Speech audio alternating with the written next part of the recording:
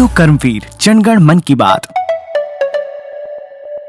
नमस्कार साथियों, रेडियो कर्मवीर 90.0 एफएम पे आप सभी का स्वागत है। मैं अमरेश कुशवाहा आज आप लोगों के बीच लेकर आया हूँ कार्यक्रम संवाद। इस कार्यक्रम के अंतर्गत हमें हमेशा एक ऐसे व्यक्ति और शख्सियत से बात करते हैं या उनके बारे में बात करते हैं जो अपने जगत या फील्ड में अनुभवी होते हैं और अपना आधा से ज़्यादा जीवन उस जगत में बिताए होते हैं। आज हमारे साथ संवाद कार्यक्रम में चर्चा के लिए जुड़े हुए हैं metromirror.com के संस्थापक श्री हर्ष सुहालकर जी, जो कि मध्य प्रदेश में पहली बार समाचार चैनलों को एक नई दिशा देने का काम किया। इन्होंने समाचार चैनलों को डिजिटल प्लेटफॉर्म पे लाने का भी काम किया है, जिसका नाम है metromirror.com। तो आइए हम इनसे बात करते हैं और जानते हैं इनकी जर्नी के बारे में और इनके बिताए हुए इन पत्रकारिता जगत के लम्हों के बारे में। तो नमस्कार हर्ष जी, सबसे पहला मेरा प्रश्न आपसे यह है कि आपने आपका अपना पत्रकारिता जीवन कैसे शुरू किया या ये लम्हा आपका कैसा रहा? ऐसा है, मेरा पत्रकारिता में लंबा अनुभव हो गया, करीब 40 साल हो गए हैं। तो मैंने मुंबई से अपनी शुरुआत की थी और उसके बाद में एडवर्टाइजिंग में भी रहा, कॉरपोरेट कम्युनिकेशन में भी रहा और अंग्रेजी और हिंदी में दोनों में मैं कंफर्टेबल हूँ और दोनों में मैं काम करता हूँ।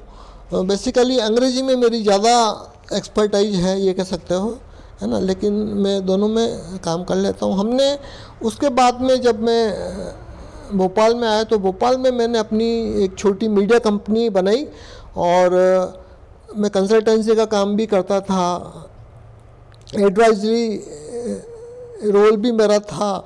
और उसके बाद 2003 में मैंने मध्य प्रदेश का पहला न्यूज़ पोर्टल हिंदी और अंग्रेजी में लॉन्च किया, metromirror.com, और वो अभी भी चल रहा है और उसका बहुत अच्छा नाम है, बहुत अच्छा ब्रांड है। इस बात की मुझे खुशी है। हर्ष जी, जैसा कि आप जिस समय से हैं, आपने अपना अरसा बहुत ही समय से आप मीडिया फील्ड में हैं। आपने जब इस फील्ड की शुरुआत की थी, जब आप पत्रकारिता में आए, तो उस समय आपने एक तो ये था कि उस समय पत्रकारिता थोड़ा उस प्रॉपर वे में विकसित नहीं था, तो आपने अपने परिवार को कैसे समझाया या आपके परिवार में भी कुछ लोग इससे जुड़े हुए थे क्या? नहीं, मेरे परिवार में तो नहीं जुड़े होते, लेकिन हमारे पापा जो थे वो, मैं बचपन से उनको देखते आ रहा हूँ कि वो खूब अंग्रेजी की किताबें पढ़ते थे, मैगजीन्स भी खूब मंगाते थे और हिंदी की भी मंगाते थे, लेकिन उनका अंग्रेजी में ज़्यादा रुचि थी। तो वो उस रुचि को देखते हुए मैं भी खूब रोज़ पेपर भी पढ़ता था। बचपन से, मेरे को लगता है 8th 9th से ही मैं पेपर पढ़ता था, अंग्रेजी का पेपर भी पढ़ता था और हिंदी का भी पढ़ता था। और शायद वो गुण मेरे में, कम्युनिकेशन के जो गुण हैं, क्योंकि पत्रकारिता कम्युनिकेशन का खेल है पूरा, है ना, लिखना, पढ़ना, बोलना। ये जर्नलिज्म है। जर्नलिज्म के लिए किसी डिग्री की ज़रूरत नहीं है। तो वो शौक मेरे को, ये कह सकते हो, बचपन से है, वो पैदाइशी गुण है मेरा, कम्युनिकेशन। तो आपका बचपन से रहा है, तो बचपन से आपने अपना सपना वही बना लिया था कि हमें इसी फील्ड में जाना है? नहीं, सपना तो ऐसे उस वक्त, क्योंकि जर्नलिज्म का कोई इस तरह से नहीं था कि लोग, क्योंकि जनरली लोग डॉक्टर, इंजीनियर, सीए या इस तरह के बारे में भी सोचते थे। लेकिन जब मेरे को ये लगा कि मेरा रुझान, मैं कम्युनिकेशन में अच्छा हूँ, तो मेरा रुझान ये था कि मुझे पत्रकारिता में जाना चाहिए। तो वो बाद में फिर मैंने उस चीज़ को धीरे धीरे डेवलप होता गया। वो जैसा कि आज के समय में पत्रकारिता अपने आप स्वरूप को चेंज करके वह डिजिटल रूप में भी बहुत ज़्यादा विकसित हो रही है, तो सबसे बड़ी बात है कि आपने सबसे पहले ही भोपाल में डिजिटल मीडिया का इनॉग्रेशन किया, उसे संचालित आप कर रहे हैं लंबे समय से। तो आखिरकार ये आपका डिसीजन लेना कैसे बना कि आप डिजिटल मीडिया के रूप में लोगों के सामने उभरे? हाँ, नहीं, इसका एक बहुत इंटरेस्टिंग इंसिडेंट है कि 2003 में जब मैंने ये डिजिटल लॉन्च किया, उससे पहले मैं इंग्लिश की मैगज़ीन मेट्रो मिरर के नाम से प्लानिंग कर रहा था लॉन्च करने की, और उसके मैंने ब्रोशर भी छपा लिए थे। लेकिन उस वक्त फिर मैंने जब रिसर्च किया और जब कुछ चीज़ों को सोचा तो मैंने देखा यार कि डिजिटल मीडिया भी है नहीं, मतलब मार्केट में एक तरह से ये कह सकते हो कि बहुत जो बड़े बड़े मीडिया हाउस है वो भी शायद बहुत बाद में आए हैं। हम बहुत पहले आ गए थे 2003 में। तो उस वक्त मेरे को एहसास हुआ कि नहीं, ये जो प्रिंट मीडिया है तो बहुत पुरानी चीज़, इसमें नया क्या है। तो फिर मैंने ये डिसीजन लिया कि मेरे को डिजिटल से शुरुआत करनी है ताकि हम उसके पायोनियर भी कहलाएंगे और हम उसमें आगे चल के बहुत कुछ नवाचार भी करेंगे और एक ये हमारे लिए बहुत नई और चैलेंजिंग चीज़ हो जाएगी। तो उस वक्त हालांकि बहुत जो सीनियर कुछ पत्रकार मेरे मित्र भी थे तो वो कहते थे अरे यार ये क्या है, डिजिटल मीडिया को कौन जानता, कौन पढ़ता, कौन। लेकिन बाद में ये समझ में आया कि जो अच्छे अच्छे पत्रकार थे और अच्छे मीडिया हाउस से भी रिज़ाइन करके उन्होंने डिजिटल चालू किया और उनको वो फिर मेरे को कहते थे नहीं यार आप वास्तव में आपका जो सोच थी वो बड़ी, आपकी दूरदृष्टि बड़ी ज़बरदस्त थी और मुझे खुशी है कि उस चीज़ को लोग फॉलो कर रहे हैं। जी सर। सर जैसा कि रही डिजिटल मीडिया की बात, तो डिजिटल मीडिया में इस समय यूट्यूब भी है और आगे इंस्टा और फेसबुक भी अपने आप को ज़्यादा, और ट्विटर भी। तो सर एक ये है कि मीडिया अपनी लैंग्वेज को जो है कि डिजिटल मीडिया की वजह से ही माना जा रहा है कि मीडिया की लैंग्वेज ख़राब हो रही है, तो क्या उसमें क्या प्रभाव पड़ रहा है या इसके पीछे का कारण क्या हो जा रहा है? नहीं, मेरा ऐसा मानना है कि डिजिटल मीडिया रीच जो अपने को करनी है या तुरंत लोगों तक पहुंचना है उसके लिए बहुत अच्छा है, लेकिन डिजिटल मीडिया के साथ में आपको अपनी पढ़ाई लिखाई नहीं छोड़नी है। रोज़ आपको पेपर पढ़ना जरूरी है, चाहे आप जर्नलिज्म के स्टूडेंट हैं, चाहे प्रोफेशनल हैं, कोई भी है। आपको कम से कम एक हिंदी का और एक अंग्रेजी का पेपर रोज़ पढ़ना है, रोज़ आपको लिखना है, रोज़ सोचना है, रोज़ बोलना है, रोज़ आपको वीडियो बनाना है ना। ये नहीं खाली आप वीडियो बना रहे हैं और बस लिखना पढ़ना बंद कर दिया तो आप बहुत पीछे हो जाओगे और आप पत्रकारिता में सफल नहीं हो सकते हो। मतलब एक युवा को बनना है अगर पत्रकार, तो उसे लिखना पढ़ना, रोज़ सोचना है, रोज़ लिखना है, रोज़ बोलना है, ये सब रोज़ करना है जो आप हमेशा से करते आए हो। आपका एग्जामिनेशन जो होता है वो लिख के होता है, है ना। जिस दिन वो लिख के ख़त्म हो जाएगा ना उस दिन लोगों की नॉलेज बहुत पुअर हो जाएगी। अभी भी लोगों की नॉलेज पुअर हो गई। मैंने देखा कि उनको प्रॉपर हिंदी लिखना नहीं आता है, प्रॉपर इंग्लिश लिखना नहीं आता, उनकी वोकेबुलरी बहुत पुअर है। मेरा ऐसा मानना है कि चाहे आपका इंटरेस्ट हिंदी में हो लेकिन केवल एक लैंग्वेज से आप आगे नहीं बढ़ सकते हैं। आपके पास अंग्रेजी का नॉलेज बहुत अच्छा नहीं हो तो लेकिन सौ तो होना ही चाहिए आगे बढ़ने के लिए, मेरा ऐसा मानना है।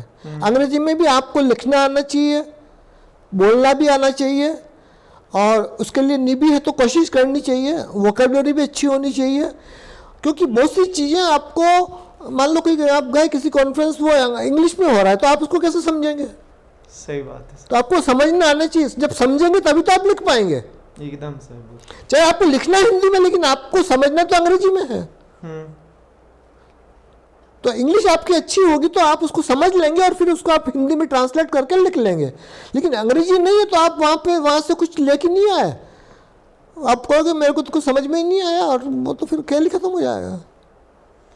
और सर जैसे कि मैंने आपसे बोला कि जैसे थोड़ी डिजिटल मीडिया की छवि खराब कर रहे हैं कुछ ऐसे पत्रकार कि भी हर घर जैसे पत्रकार जिसके पास मोबाइल है और उनके मोबाइल में कैमरे हैं और उनके मोबाइल में नेट की सुविधाएं हैं तो वो एक पत्रकार बन जा रहा है।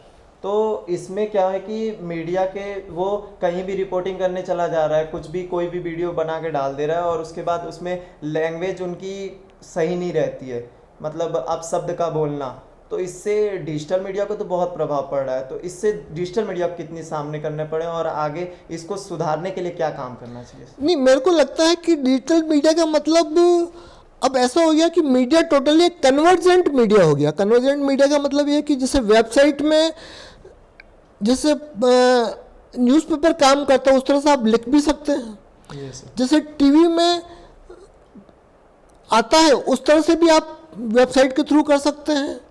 और डिजिटल में आपका यूट्यूब, जैसे हमारा भी यूट्यूब चैनल है, तो यूट्यूब चैनल भी आप चला सकते हैं, लेकिन केवल आप यूट्यूब चैनल चला रहे हैं और उसको बहुत हल्के फुल्के में ले रहे हैं, ऐसी मजाक टाइप की बात कर रहे हैं, तो आप पत्रकार नहीं है, वो तो एक खेल टाइप हो गया है।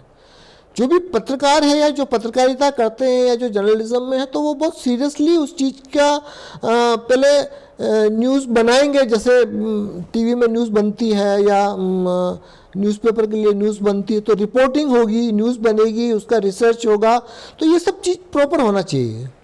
Yes sir. तो इसके बारे में मतलब जनता इसका कैसे डिसीजन ले, मतलब अब जनता के सामने तो वो वीडियो आ जा रहे हैं, अब वो असली पत्रकार है या बस वो मजाक मजाक में कुछ भी डाल दिया, तो इसके बारे में जनता कैसे इस पे निर्णय ले कि ये सही है या न्यूज़ सही नहीं है? नहीं, जनता को वो चीज़ समझ में आती है कि सीरियसली कौन पत्रकारिता कर रहा है और कौन केवल इंस्टाग्राम पे है, हंसी मजाक की चीज़ ही कर रहे हैं, या बहुत से ऐसे चैनल हैं जो पोर्नोग्राफिक सेक्स के बारे में बस खाली बातें कर रहे हैं, तो वो लोगों को समझ में आया था। वो उनका पर्पज ये है कि हम भी वो काम करके लाखों करोड़ों व्यूअर्स बना सकते हैं, लेकिन हमें नहीं करना है। एकदम उनको वही काम करना है, उनको व्यूअर्स चाहिए और पैसा कमाना है। अब वो चाहे कमा रहे हैं या नहीं कमा रहे भगवान जाने, लेकिन वो उनको वही काम करना है, उनका पर्पज वही है। वो जर्नलिज्म नहीं कर रहे हैं। बहुत से चैनल में मतलब देखता हूँ तो बीच में वो लोग पता नहीं कैसे इतने वो घुल-मिल जाते हैं उसमें डिजिटल मीडिया में कि वो कहीं ना कहीं आलतू फालतू के लोग और आलतू फालतू की चीज़ें बीच में आ जाती है, जिसका बच्चों के ऊपर भी बहुत बुरा असर पड़ता है। Yes sir. मतलब 24 ही घंटे वो सेक्स की बात ही कर रहे हैं खाली। जी सर। सर जैसा कि डिजिटल मीडिया की बात की जा रही है, तो डिजिटल मीडिया में एज अ राइटिंग और वीडियोग्राफी ये सब और वीडियो कंटेंट, तो आप किस किस तरीके की सुविधाएं बच्चों को प्रदान करते हैं डिजिटल मीडिया में? ऐसा है कि हमारे यहाँ जनरली काफ़ी समय से अलग अलग कॉलेजों के बच्चे इंटर्नशिप करते हैं और HOD वगैरह प्रोफेसर्स भी उनको इनकरेज करते हैं कि आप मेट्रो मिरर में जाइए, ताकि आपको डुअल लैंग्वेज पे आपकी पकड़ होगी और जनरल नॉलेज भी बढ़ेगी और आपको कुछ नया सीखने को मिलेगा, कुछ इंटरव्यू लेने को मिलेगा। तो मैं बच्चों से ये सब काम करवाता हूँ ताकि वो उसको समझे, और कोई गलती करे तो मैं बताता हूँ कि नहीं उसको ऐसा करो आप। जी। रिपोर्टिंग पे जाओ, कितनी बार मैं बच्चों को रिपोर्टिंग पे साथ ले जाता हूँ। कुछ थोड़ा मैं वहाँ पे मैं भी रिपोर्टिंग करता हूँ, मेरा भी उसमें शूट होता है, फिर मैं उनको बोलता हूँ अब आप करो। जी सर। ये तो ये मैं मतलब मेरा ये इंटरेस्ट है कि, और बच्चों को मैं स्टाइपेंड भी देता हूँ। जनरली मैंने देखा कि बहुत से बच्चों को पूछता हूँ तो बोलते नहीं सर टीवी वाले तो स्टाइपेंड वगैरह तो नहीं देते हैं। तो मैंने कहा हम तो देते हैं, हमें जो मिनिमम देना है ताकि एक सामने वाला मोटिवेट भी रहे और उसको ये लगे कि भाई मेरा आने जाने का खर्चा तो कम से कम पॉकेट मनी मिल रहा है, कुछ उसको सहयोग हम देने की कोशिश करते हैं, सिखाने की भी कोशिश करते हैं, ताकि आगे चल के जब वो बड़ा पत्रकार हो जाए तो उसको मैं भी याद रहूँ और मेट्रो मिरर भी याद रहे।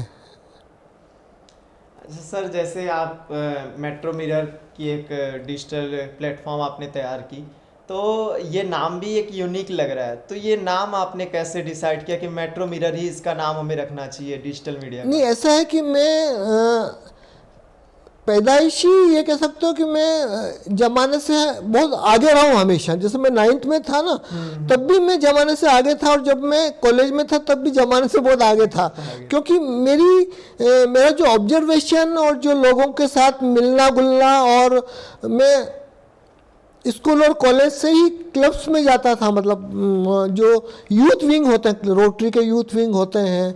मैं जेसीस का भी यहाँ पे 90 में भोपाल में 3 साल तक प्रेसिडेंट रहा। जेसीस जो वर्ल्ड वाइड एक individual development organisation, youth development organisation है, उसमें भी मैं रहा। रोटरी में भी मैं लंबे समय तक रहा, और रोटरी का जो यूथ विंग है रोटरेक्ट, उसका भी मैं प्रेसिडेंट रहा, और उसका भी मैं आज से शायद 35 साल पहले मैं उसका मेंबर था, मतलब वो जो रोटरी का यूथ विंग होता है। तो इस तरह से मेरा क्या बैकग्राउंड बहुत अच्छा रहा, अच्छे लोगों के साथ में मिलना जुलना रहा, तो वो मेरा दिमाग उसी तरह से इनोवेटिव रहा हमेशा।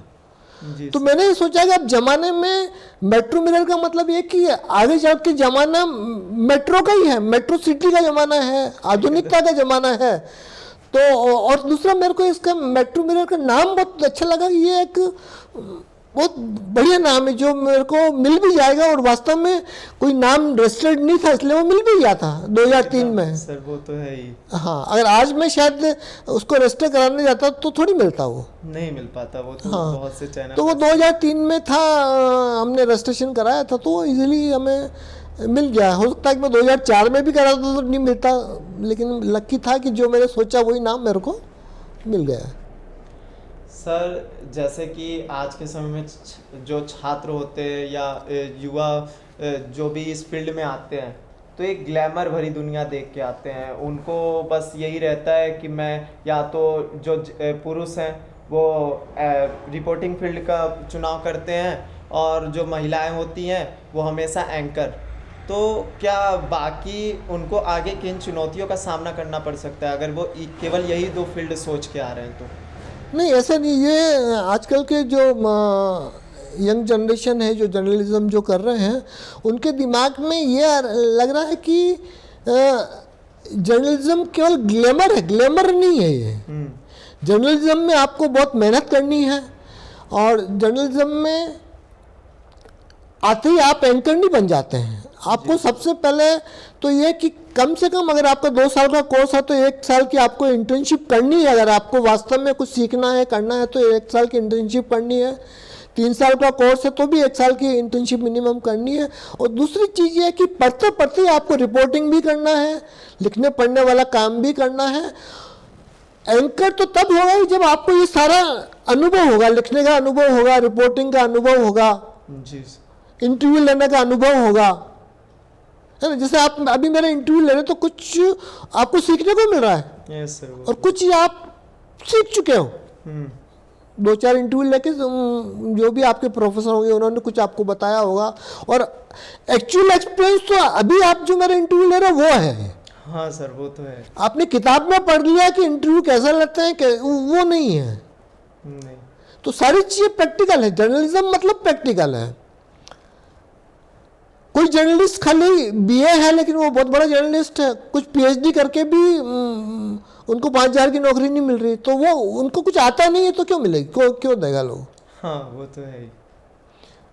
आपके पास नॉलेज होना, रियल नॉलेज होना, रियल प्रैक्टिकल एक्सपीरियंस होना।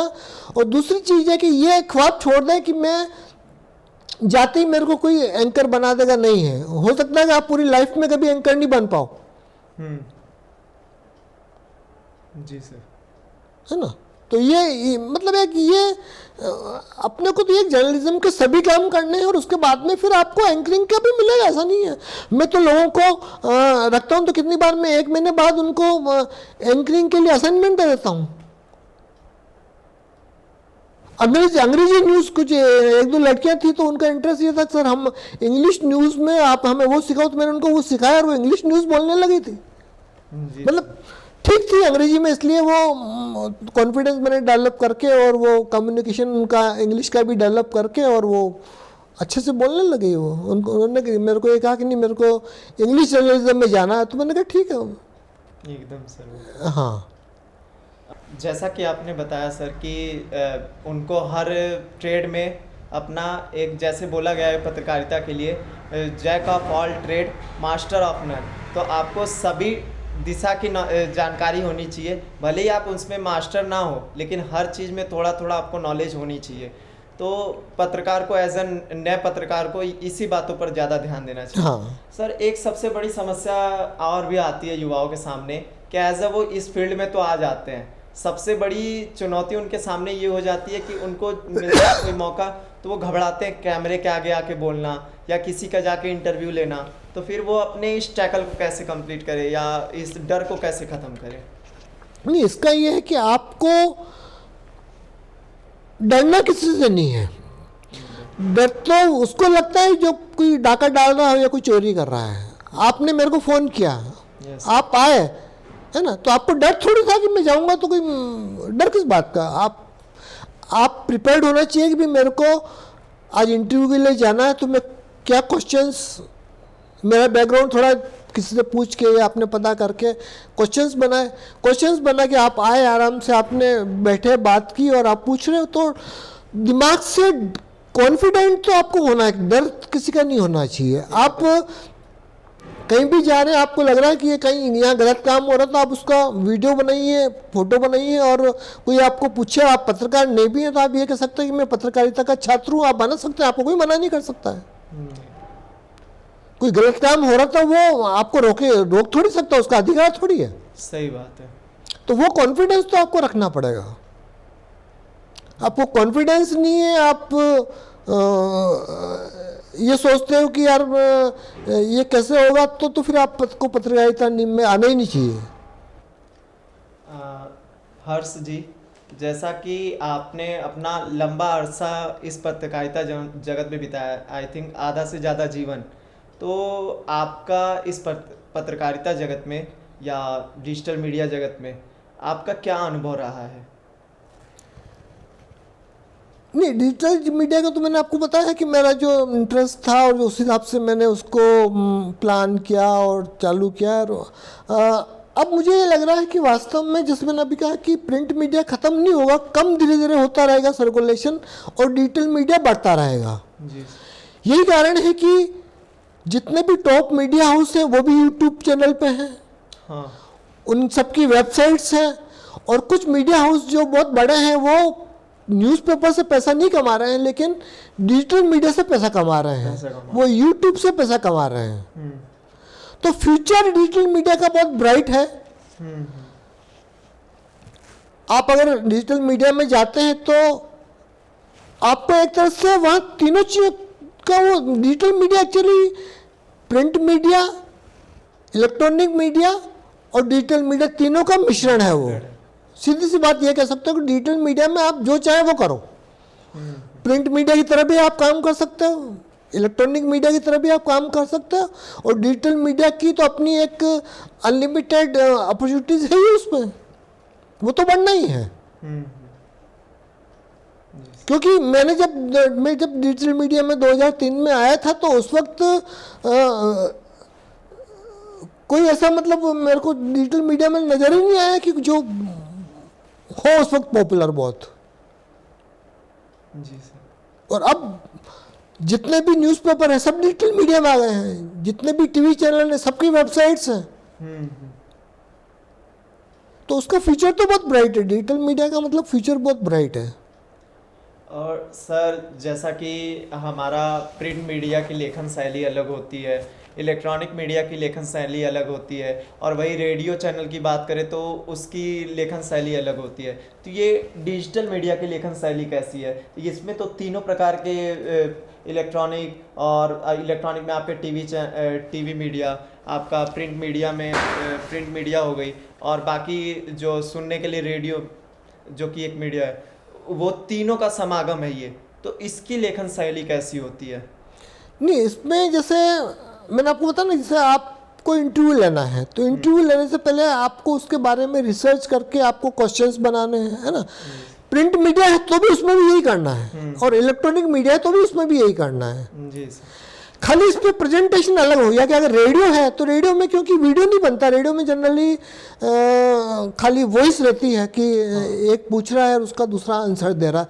लेकिन उससे पहले का काम तो इलेक्ट्रॉनिक हो चाहे प्रिंट हो वही सेम है, रेडियो हो वो सेम है ना। अब रेडियो में ये हो गया कि रेडियो में जो एंकर है, जो इंटरव्यू ले रहा है, उसकी वॉइस अच्छी होनी चाहिए, क्योंकि वो पूरा खेल वॉइस का है वहाँ पे। हाँ एकदम, है ना। लेकिन अब आजकल क्या हो रहा है कि पॉडकास्टिंग हो रहा है, तो पॉडकास्टिंग में ये भी हो रहा है कि उसका वीडियो भी बना रहे हैं। टीवी ये आपके जो रेडियो वाले हैं वो क्या कर रहे हैं कि उसका वीडियो भी बना रहे हैं, उसको फेसबुक में भी डाल रहे हैं, इंस्टाग्राम में भी डाल रहे हैं, और रेडियो में तो आ ही रहा है, क्योंकि उनको ये लग रहा है कि रेडियो में लोग जाते नहीं है, बस कभी कार में जा रहे हैं तो वो सुन लिया, या कभी इस तरह से सुन लिया, तो वो उसको पॉपुलर करने के लिए साथ किसका ले रहे हैं? डिजिटल मीडिया का साथ ले रहे हैं। उसको यूट्यूब में डाल रहे हैं, फेसबुक में डाल रहे हैं, इंस्टाग्राम में डाल रहे हैं। लेकिन खाली रेडियो है तो रेडियो के लिए वॉइस आपकी बहुत अच्छी होनी चाहिए, स्किल्स, स्क्रिप्ट राइटिंग बहुत अच्छी होनी चाहिए, वो तो इलेक्ट्रॉनिक में भी होनी चाहिए और प्रिंट में भी होनी चाहिए, वो सब में है। मतलब लैंग्वेज का तो रोल सभी में है। हाँ। कहीं चेहरे का रोल ज़्यादा है, जैसे कहीं बोलने का रोल ज़्यादा है। इलेक्ट्रॉनिक में चेहरे का भी रोल है अगर एंकर है तो और बोलने में भी उसका रोल है। नॉलेज तो होनी चाहिए, स्किल्स तो होनी चाहिए। अगर मैं बिजनेस कॉरेस्पोंडेंट हूँ तो मेरे पास बिजनेस की अच्छी नॉलेज होनी चाहिए। अगर मैं पॉलिटिकल कॉरेस्पोंडेंट हूँ तो पॉलिटिक्स की मेरे पास अच्छी नॉलेज होनी चाहिए। अगर मैं स्पोर्ट्स का कॉरेस्पोंडेंट हूँ, क्योंकि बड़े मीडिया हाउस में सब अलग अलग होते हैं, तो स्पोर्ट्स की आपको बहुत अच्छी नॉलेज होनी चाहिए। लेकिन मान लो कि मेरा बिजनेस और इकोनॉमी में ज़्यादा इंटरेस्ट है, लेकिन इसका मतलब यह नहीं कि मेरे को यही पता नहीं हो कि क्रिकेट की मेरे को प्रिलिमिनरी नॉलेज भी नहीं, ऐसा नहीं है। क्रिकेट की नॉलेज थोड़ी बहुत तो होनी चाहिए, क्योंकि ये बहुत पॉपुलर गेम है। जी सर। इस तरह से स्पोर्ट्स के वर्ल्ड की भी थोड़ी बहुत नॉलेज होनी चाहिए। जी सर। कि कोई पूछे कि आपको इसका कैप्टन कौन है, तो आपने बिल्कुल ये कह दिया नहीं सर मेरा तो इंटरेस्ट ही नहीं है स्पोर्ट्स में। अरे आपका इंटरेस्ट नहीं है, लेकिन इतनी नॉलेज तो आपके पास होनी चाहिए। जी सर। आप डॉक्टर नहीं हो, आप को दवाई नहीं लिखना, लेकिन मेडिकल की दुनिया में क्या इनोवेशन हो रहा है, क्या नया हो रहा है, तो उसकी आपको तो नॉलेज होनी चाहिए ना, क्योंकि आप पत्रकार हैं। जी सर। और जागरूक नागरिक है तो भी होना चाहिए उसको। और सोसाइटी में कहीं अगर डिस्कशन हो रहा है और आपको किसी चीज़ की प्रिलिमिनरी नॉलेज भी नहीं है, तो आप बहुत वो बैकवर्ड कहलाओगे एक तरह से। तो वो सबकी नॉलेज थोड़ी थोड़ी होना, एक्सपर्टाइज ठीक है आपका 1 या 2 में हो सकता है, लेकिन थोड़ी थोड़ी नॉलेज तो सबकी, जनरल नॉलेज जिसको बोल सकते हैं आप, वो तो होना ही चाहिए। सर अब हमारा सबसे आखिरी सवाल आपसे ये है कि हमारे जो अब के नए युवा पीढ़ी के जो नए पत्रकार जो अब सामने आ रहे हैं तो उनके लिए आपका क्या संदेश रहेगा कि वो इस फील्ड में क्या तैयारी करके आएँ कि उनको आगे इन चुनौतियों का जो ज़्यादा से ज़्यादा वो चुनौतियों का सामना न करना पड़े और वो भी अपना एक मीडिया फील्ड में अपना एक स्थान बना सके, तो वो पहले से ही अपनी किन चीज़ों पे तैयारी करके आएँ? हाँ, मैं ये मान के चलता हूँ कि सबसे बड़ी जो क्वालिटी किसी में होती है वो है सिंसियरिटी। मैंने ऐसे बहुत लोगों को देखा है जो बहुत ज़्यादा पढ़े लिखे भी होते हैं, एम्बिशियस भी होते हैं, लेकिन वो सिंसियर नहीं होते हैं। किसी काम को वो बड़े कैजुअली लेते हैं। तो लाइफ में आपको कहीं कुछ करना है तो आपको उस चीज़ को बहुत सिंसियरली सीखना पड़ेगा। अगर आपको हिंदी प्रॉपर नहीं आती तो हिंदी सीखनी पड़ेगी, इंग्लिश प्रॉपर नहीं आती तो आपको इंग्लिश भी सीखनी पड़ेगी। इंग्लिश में लिखना है तो भी मिनिमम तो आपको आना चाहिए, और हिंदी में भी लिखना है तो मिनिमम आपको आना चाहिए। तो इसके लिए आपको रोज़, जैसे मैंने पहले भी कहा कि रोज़ आपको लिखना है, रोज़ पढ़ना है और रोज़ बोलना है। आपको केवल मोबाइल के थ्रू ही काम नहीं करना है, आपको प्रॉपरली, जैसे अपन स्टूडेंट की तरह कॉपी किताब में एग्ज़ाम देते हैं ना, वैसे आपको रोज़ लिखना है। जैसे आप कभी पॉइंट्स लिख के लाए तो लिख के लाए। जी सर। खाली मोबाइल में आप अगर तो आपकी क्या राइटिंग भी बिगड़ जाएगी, और आपका जो दिमाग काम करता है, कंसंट्रेशन जो रहता है वो लिखने पढ़ने से आता है। इसलिए रोज न्यूज़पेपर पढ़ना भी जरूरी है। जी सर। हिंदी में आप अगर दैनिक भास्कर पढ़ते हैं तो इंग्लिश में आप जो अच्छा न्यूज़पेपर है टाइम्स ऑफ इंडिया पढ़िए, हिंदुस्तान टाइम्स पढ़िए, है ना।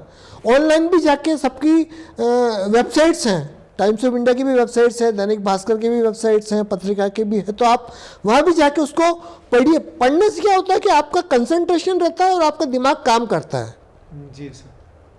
केवल हंसी मजाक और हल्की फुल्की चीज़ों से आप आगे थोड़ी बढ़ पाते हैं।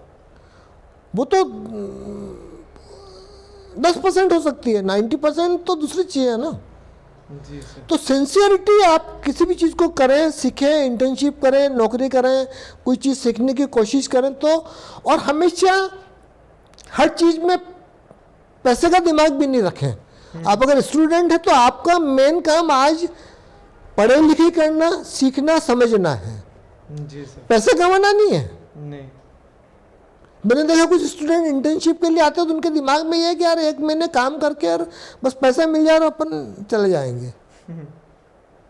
मैं ऐसे लोगों को पहचान के उनको इंटर्नशिप के लिए नहीं रखता हूँ, क्योंकि उसमें मैं डिस्टर्ब हो जाऊंगा और मेरा टाइम खराब होगा। एकदम सही। उससे न वो मेरे से कुछ सीख पाएंगे और न मैं उनसे सिखा के कुछ काम मैं उनसे करवाना चाहता हूँ वो भी नहीं कर पाएंगे वो। तो अधिकतर लोग ऐसे हैं जो मतलब मेरे को ये कहने में कोई वो नहीं है कि आज की तारीख में 80% जो स्टूडेंट्स हैं वो सिंसियर नहीं है। तो लाइफ में आपको सिंसियरिटी आपकी टॉप होनी चाहिए। आप सुन रहे थे संवाद कार्यक्रम में श्री हर्ष सुहारकर जी को, इनकी जर्नी के बारे में। हम इसी तरह आगे और भी शख्सियतों को संवाद कार्यक्रम में आपके बीच लेकर आते रहेंगे। तो सुनते रहिए रेडियो करमवीर 90.0 FM पर जनगण मन की बात। धन्यवाद। आओ हम सबता में हाथ, गाँव शहर की करेंगे बात, खेतों और खलियानों से जुड़कर करेंगे जनगण मन की बात। 90.0 FM रेडियो करमवीर सुन रहे हैं आप, रेडियो करमवीर जनगण मन की बात, रेडियो करमवीर आपके साथ, रेडियो करमवीर जनगण मन की बात।